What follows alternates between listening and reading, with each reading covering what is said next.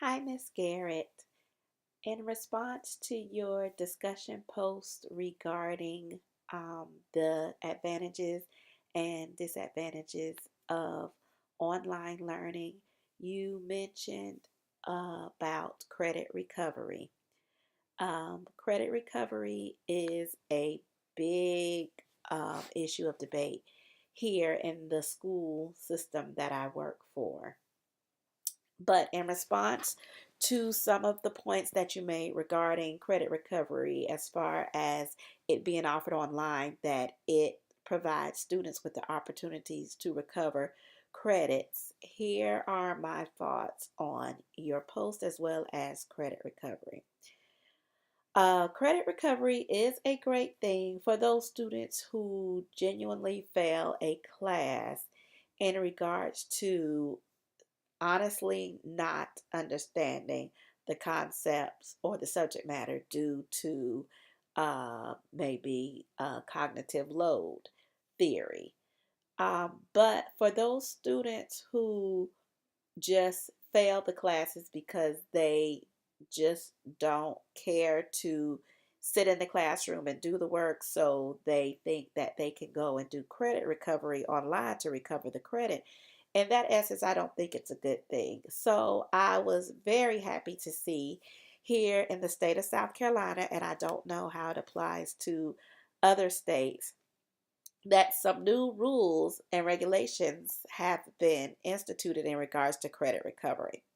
The first thing is that credit recovery, in order to be able to enroll in a credit recovery online course, the student has to have failed the class with a minimum failing grade of a 50, since we're on the 10-point grading scale here in South Carolina.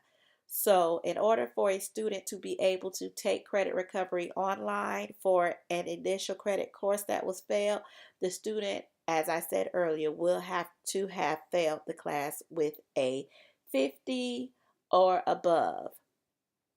If the student failed the class with a grade below a 50, the student has to actually go sit back in the traditional classroom and retake the class over.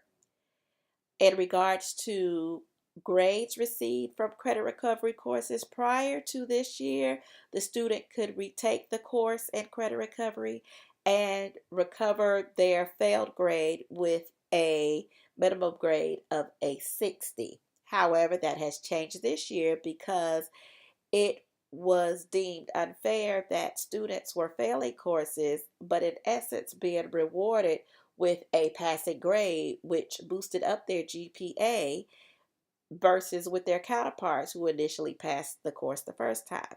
So now, when a student takes credit recovery, they no longer get a numerical grade for the course. Instead, they either receive a P, which means that they passed it, or an NP, which means that no passing, they didn't pass the course. So it doesn't affect their GPA. It is excluded from their GPA. It's excluded from determining class ranking, but they still receive the credit for the course. And finally, credit recovery online, in my opinion, does not guarantee mastery and comprehension of the course that they need to recover. The reason why I say this is because I've worked in the credit recovery program, and in my experience, students who are involved in credit recovery are just there to recover the credit. They are not there to try to understand what it was that they missed when they took the initial credit course the first time. So, what they're doing is they're Googling a lot of the answers for the unit recovery test. They are using their phones to find information, as well as they're actually logging on and letting other people, such as their siblings, friends, parents, take the credit recovery course for them. So, in a nutshell, I don't think that uh, credit recovery is one of those advantages to online learning. I do think credit recovery presents a disadvantage to online learning. Thank you so much, and I hope you have a good day.